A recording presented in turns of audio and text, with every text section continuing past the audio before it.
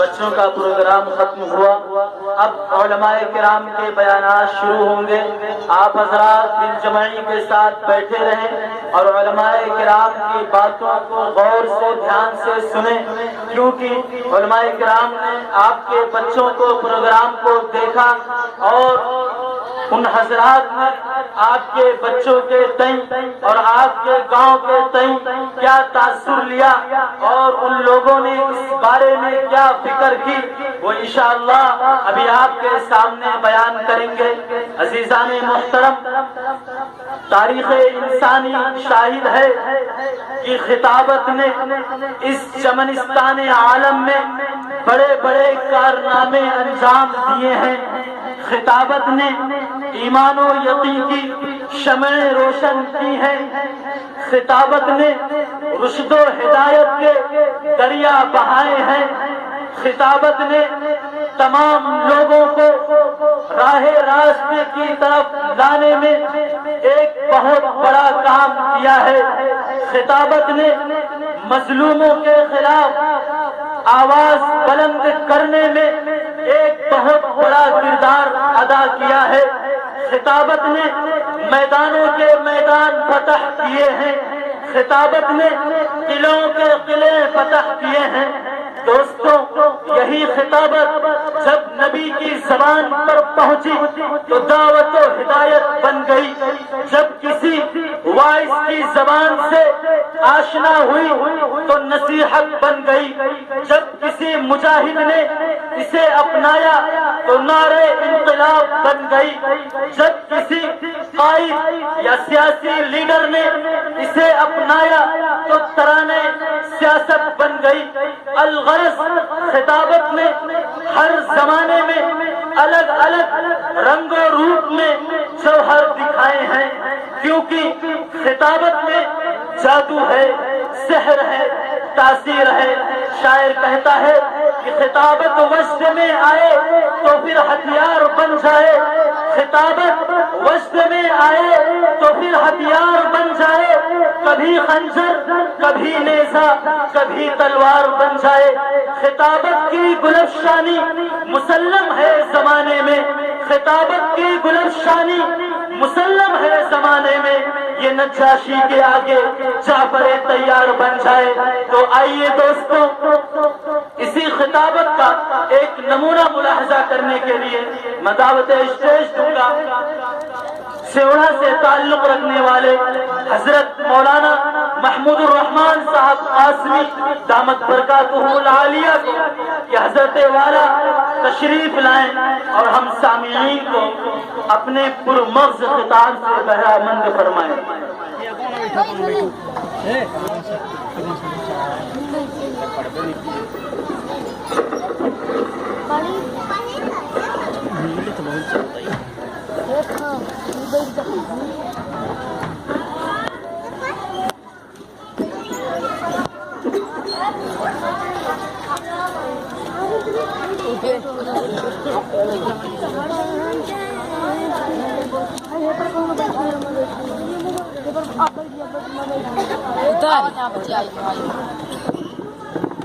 بسم اللہ الرحمن الرحیم، الحمد للہ وکفى وسلام على عباده الذین اصطفى، اما بعد فاعوذ باللہ من الشیطان الرجیم، بسم اللہ الرحمن الرحیم، وَإِن تَعُدُّوا نِعْمَةَ اللَّهِ لَا تُحْصُوهَا، صدق الله مولانا العلي العظيم۔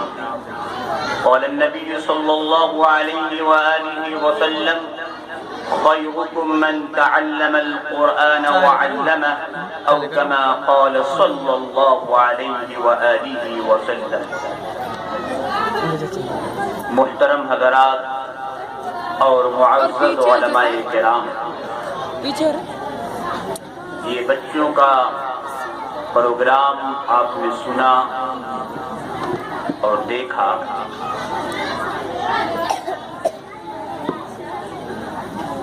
کتنے ہی دلچسپ مکالمے ہوئے، آپ نے ان کو سنا اور آپ نے ان کی حوصلہ افزائی بھی فرمائی اور ضرورت بھی اس بات کی ہے کہ ان بچوں کی حوصلہ افزائی کی جائے تاکہ یہ بچے مستقبل میں چل کر کے دین کے امام اور اس کے پیشوا علماء کرام کی فہرست ہے. بس چند منٹ آپ سے گفتگو کرنی ہے، لیکن یہ ارادہ لے کر کے یہاں بیٹھنا ہے کہ جب تک دعا نہیں ہو جائے تو انشاءاللہ ہم سب یہاں سے اٹھ کر نہیں جائیں گے. بیٹھیں گے سب انشاءاللہ، کیونکہ علماء کرام بیٹھے ہوئے ہیں. ابھی آپ کے سامنے باتیں رکھیں گے. بس میں مختصر طور پر آپ کے سامنے بس تمہید باندھنے کے لیے آیا ہوں تاکہ وہ علماء کرام آپ کے سامنے آئیں اور بیٹھ کر آپ ان کی گفتگو کو سنیں اور خاموشی کا ماحول بنائیں تاکہ کہنے والوں کو بھی سہولت ہو، سننے والوں کو بھی سہولت ہو.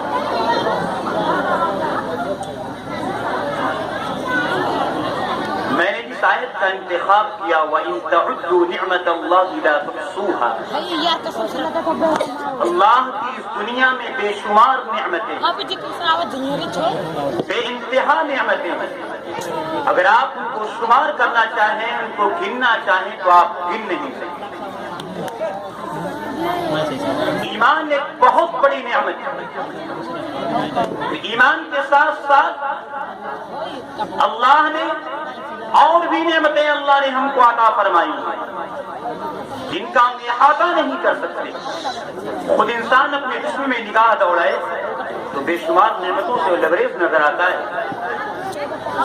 آنکھ کی الگ قیمت ہے، اس کی الگ قدر ہے، کان کے سننے کی الگ قیمت ہے. جسم میں ایسی نعمتیں اللہ نے رکھ دی ہیں کہ دنیا کی کوئی طاقت اس کو دے نہیں سکتی. اللہ نے دیکھنے کی طاقت دے دی، اگر اللہ اس دیکھنے کی طاقت کو چھین لے تو دنیا کی کوئی طاقت آپ کو آنکھ دے نہیں سکتی. تو انہی نعمتوں میں سے ایک اہم نعمت اللہ نے اولاد کی نعمت عطا فرمائی. اور یہ اولاد کی نعمت کسی انسان کے بس کی بات نہیں ہے کہ وہ چاہے تو اس کو اولاد حاصل ہو جائے. اللہ کہتے ہیں یَهَبُ لِمَن يَشَاءُ إِنَاثًا وَيَهَبُ لِمَن يَشَاءُ الذُّكُورَ. اللہ جسے چاہتے ہیں لڑکیاں ہی لڑکیاں عطا فرماتے ہیں اور اللہ جسے چاہتے ہیں لڑکے ہی لڑکیاں عطا فرماتے ہیں اور اللہ جسے چاہتے ہیں دونوں ملا کر. وَيَجْعَلُ مَن يَشَاءُ عَقِيمًا، اور اللہ جسے چاہتے ہیں اسے پانچ بنا کے رکھ دیتے ہیں. دنیا کی کوئی طاقت، کوئی بابا اس کو اولاد نہیں دے سکتا. اللہ کے اختیار میں ہے. جسے چاہے اللہ لڑکیاں نے، جسے چاہے اللہ لڑکا نے، جسے چاہے اللہ اسے پانچ بنا کے. اس لیے انہی نعمتوں میں سے ایک اولاد، ایک نعمت اللہ نے دی ہے. اگر اس نعمت کی صحیح قدردانی کی جائے اللہ اس نعمت کو باقی رکھتے ہیں، اس کے فیض کو بھی اللہ باقی رکھتے ہیں. اور جو بندہ اور بندی ان نعمتوں کی ناشکری کرتا ہے، اللہ کی دی ہوئی نعمتوں کی قدردانی نہیں کرتا ہے، اللہ اسی نعمت کو دنیا میں رہتے ہوئے اس کے لیے عذاب کرتا ہے. اس لیے دنیا کی بہت بڑی دولت اولاد کی دولت. جن کی اولاد نہیں ہوتی ہے بابا کا چکر لگتا ہے. اس لیے اولاد دینا نہ دینا یہ اللہ جسے چاہے اولاد عطا کرتا ہے. اس لیے آپ یہاں سے یہ ارادہ لے کر کے اٹھے کہ ان اولاد کے حقوق کی ہم رعایت کریں گے. ہم بہت بیان سنتے ہیں، سننا بھی چاہیے. والدین کا یہ حق ہے، ماں کے قدموں کے تلے جنت ہے، باپ جنت کا دروازہ ہے. کسی نے ماں باپ کو کہہ دیا سیدھا جہنم میں چلا جائے گا. ہم سب سنتے ہیں، صحیح ہے. بڑے آپ ہیں، آپ کی اولاد آپ کے بعد میں آئی ہے. پہلے آپ کو اپنے اولاد کے حقوق کی رعایت کرنی پڑے گی. اگر آپ نے اپنے ان بچوں کے حقوق کو غصب کر لیا تو بڑھاپے میں جانے کے بعد جہاں یہی اولاد آپ کے لاٹھی کا سہارا بننا تھی، وہی آپ کے لیے اللہ بڑھاپے کا آپ کو عذاب بنا. اس لیے ان بچوں کی صحیح دیکھ بھال کی فکر کی جائے اور ان کے حقوق کو ادا کرنے کی حتی الامکان کوشش کی جائے. اس اس لیے اولاد کا بنیادی حق کو ہم غصب کرنے والے نہ بنیں۔ آج لڑکا بڑا ہو جاتا ہے، شادی بیاہ ہو جاتی ہے، بیوی کو لے کے الگ ہو جاتا ہے، پھر مولوی صاحب سے بات آتے ہیں، آپ کی یہ ایک بات سنی، شادی ہو گئی اور گھر میں نہیں رہتا، روڈ پہ کرایہ لے کے مکان میں رہتا ہے، دیکھیے کتنی بڑی بات ہے۔ لیکن ہم نے یہ سوچا جس ماں نے اس کو 2 سال تک دودھ پلایا، 9 مہینے اپنے پیٹ میں رکھا، وہ کون سی چیز اس کے دل میں بیٹھ گئی، کس نفرت نے اس کے دل کو آمادہ کر دیا کہ جس ماں نے اس کو 2 سال تک دودھ پلایا اور 9 مہینے اپنے پیٹ میں رکھا، وہ اپنے والدین کو چھوڑ کر کے اپنے گھر سے ہجرت کر جاتا ہے۔ اس کے اصل مجرم وہ نہیں، اس کے اصل مجرم ہم اور آپ۔ اس لیے بچوں کے حقوق کی پامالی مت کرے، ان کے حقوق کی رعایت کرے۔ اس لیے اولاد بہت بڑی نعمت ہے، جسے نہیں ملتی ہے راتوں کی نیند اس کی حرام ہے۔ اس لیے ان بچوں کی قدر کیجیے، اپنی اولاد کا صحیح استعمال کیجیے۔ انہی میں سے بچوں کا سب سے پہلا بنیادی جب بچہ پیدا ہو جائے اس کا اچھا سا نام رکھا جائے، ایسا نام رکھا جائے اس کے معنی اچھے۔ اب تو الحمدللہ نام رکھنے کا مزاج وہ جمن اور گمن والا تو چلا گیا، منگل کو پیدا تو منگرو رکھ دیے، جمعرات کو پیدا ہو تو بٹھن رکھ دیے۔ اب وہ تو ماحول جا رہا ہے، کلو للو سلو سب جا رہا ہے، لیکن اب جو ماحول آ رہا ہے وہ ماڈرن زمانے کا ہے، اور ایسا نام ڈھونڈ کر کے لے جاتے ہیں جس کے معنی بھی صحیح نہیں ہوتے۔ اگر اس محلے میں کوئی نام ہے، اپنے بچے کا کسی نے نام رکھ دیا، اب جب اس میں گزرے گا کوئی گھر کا کوئی فرد، کہیں گے دیکھو ہم اپنے فتویٰ کو پہلے رکھا ہے نہ ہمارے فتویٰ کا نماز چورائے۔ یہ بددینی ہے، جہالت۔ نام آپ نے رکھ دیا تو نام اس نام کا آپ نے خرید نہیں۔ صحابہ کرام رضوان اللہ تعالیٰ علیہ اجمعین کے زمانے میں آتے ہیں ایک نام کئی صحابی، آپ صلی اللہ علیہ وسلم کی دادی کا نام جہاں فاطمہ ہے، آپ صلی اللہ علیہ وسلم کی بیٹی کا بھی نام فاطمہ۔ اس لیے نام وہ رکھا جائے جس کے معنی بھی اچھے ہوں، کیونکہ جیسا آپ نام رکھیں گے ویسا ہی اثر اس کے بچے کا۔ یہ بچے کا بنیادی حق ہے، اگر آپ نے اپنے اس بچے کے اس بنیادی حق کو غصب کر لیا تو وہی بچہ جب بڑا ہوگا وہی آپ کے بڑھاپے کا سہارا بننے کے بجائے وہ آپ کے آنکھوں کا کانٹا دنیا میں بن کر جیے گا۔ اس لیے اس کا بنیادی حق یہی ہے کہ جب بچہ پیدا ہو جائے تو اس کا اچھا سا نام ہونا۔ دوسرا بنیادی حق، جب بچے کے اندر سوجھ بوجھ آ جائے، بڑا ہو جائے، چلنے پھرنے لگے، تو اس کی صحیح تعلیم کا انتظام کیا جائے۔ ایسی تعلیم دی جائے کہ آپ اس دنیا سے چلے جائیں تو آپ کے جانے کے بعد بھی آپ کو یاد کرنے والا ہو۔ اتنی تعلیم آپ اس کو دیجیے اس دنیا میں رہتے ہوئے تو معلوم ہو جائے میرا اللہ کون ہے، محمد رسول اللہ صلی اللہ علیہ وسلم کون ہے، مجھے دنیا میں کیوں بھیجا گیا ہے، میرے اوپر اپنے والدین کے کیا حق ہے۔ آپ اپنے بچے کو اس کی تعلیم ضرور دلوائیں۔ کوئی منع نہیں کرتا کہ آپ اپنے بچے کو انگلش کی تعلیم دیں، اور بڑا سا بڑا ڈاکٹر بنائیں، بڑا سا بڑا انجینئر آپ بنائیے، ہندوستان آپ پر فخر کرے گا۔ آپ کو سلام ہے آپ کے گھر میں ڈاکٹر ہو، لیکن ہاں وہ جیب کاٹنے والا ڈاکٹر نہ ہو، وہ انجینئر ایسا نہ ہو کہ دوسروں کی جیب دیکھ کر اس کی نگاہ پڑ جائے تو ایک نقشہ بنا کر کے کروڑوں کو مال ہڑپ کر خدمت خلق کے ارادے سے کام کرے۔ اللہ روزی کا مالک اللہ ہے، اس لیے آپ اپنے بچے کو اتنی تعلیم دے دیں کہ آپ اس دنیا سے چلے جائیں تو آپ کے قبر پر سورہ فاتحہ وہ پڑھ سکیں۔ آپ اس دنیا سے رخصت ہو رہے ہوں تو سورہ یاسین کی تلاوت آپ کے سرہانے بیٹھ کر پڑھنے والا بن جائے۔ لیکن آج کیا عالم دین تعلیم، ہم اور آپ اندازہ لگا سکتے ہیں. ایک بچہ ہمارا مدرسے میں جاتا ہے اور ایک بچہ ہمارا اسکول میں جاتا ہے.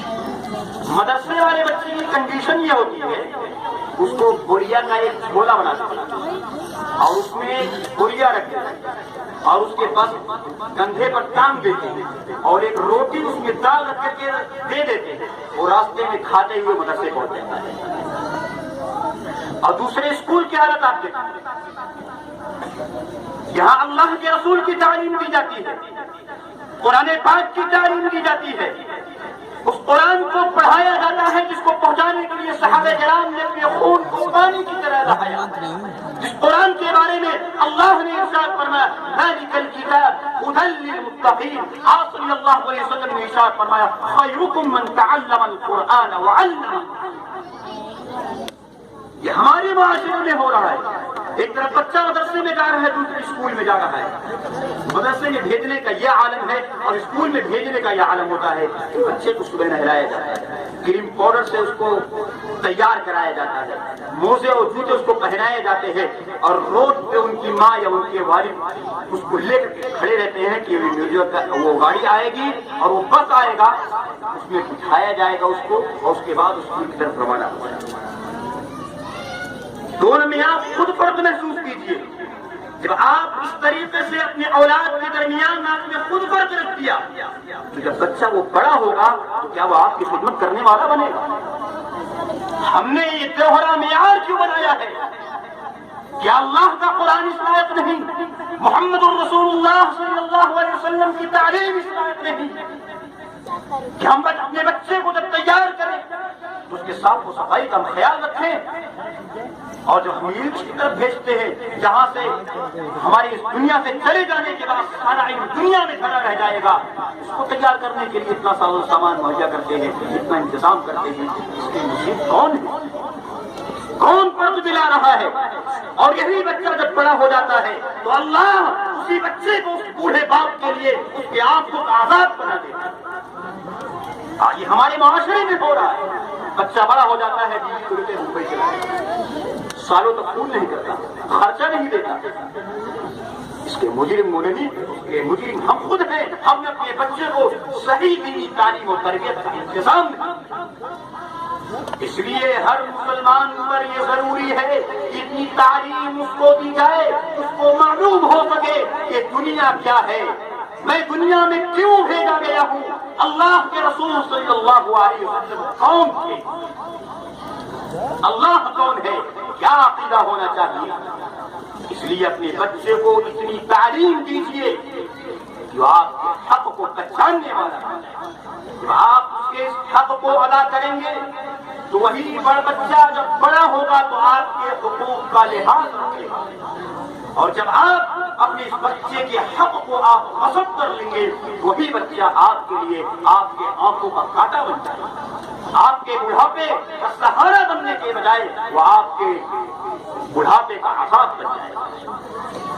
اس لیے میرے بھائیوں, اپنے بچوں کا یہ دوسرا حق ہے, جب بچہ سمجھ بوجھ والا ہو جائے تو اس کی صحیح دینی تعلیم و تربیت کا انتظام.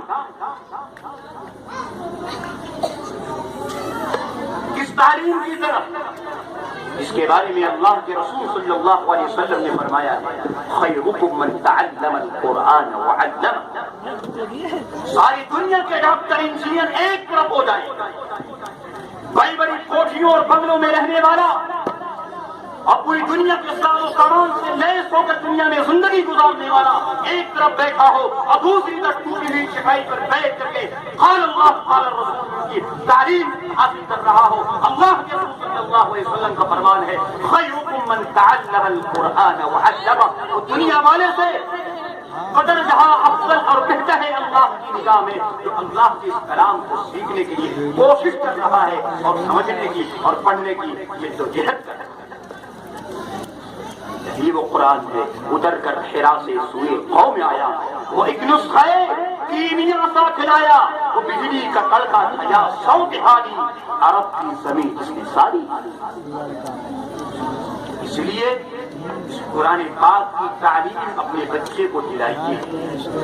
دوسرا مسئلہ یہ کھڑا ہو جاتا ہے کہ اپنے بچے کو اگر ہم مولوی بنا دیں گے تو کا کھائیے ہمارے تنخواہ 3 سے 4 ہزار, تو اس کے مجرم تو یہ تو دوسری بحث ہو جائے گی. مجرم بھی آپ ہی ہیں. آپ اپنے یہاں امام کو رکھتے ہیں, آپ 2000 جب دیں گے تو آپ کا بچہ جب بڑا ہوگا کہیں وہ پڑھائے گا تو 4000 پائے گا. آپ خود اپنی ضرورت گھٹا رہے ہیں, اپنے امام کی آپ خود نہیں قدر کر رہے ہیں. وہی بچہ آپ کا ہی بڑا ہوگا تو آپ دوسرے بھی اس کے ساتھ وہی سلوک کریں گے. یہ دوسری بحث ہے. یہ سوچنا کہ میرا بچہ مولوی بن جائے تو کیا کھائے گا.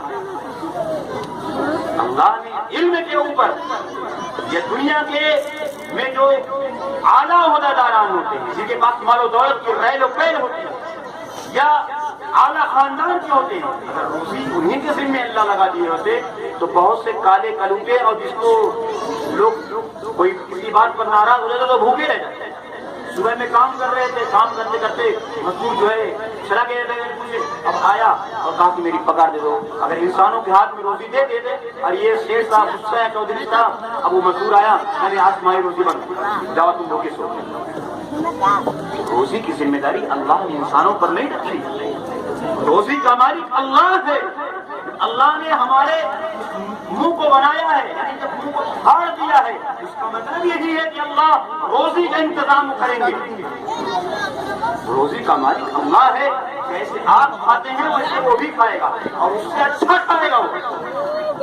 اس لیے اپنے دل میں یہ نہ سوچیں کہ میرا بچہ جب مولوی بن جائے گا تو کہاں سے کھائے گا.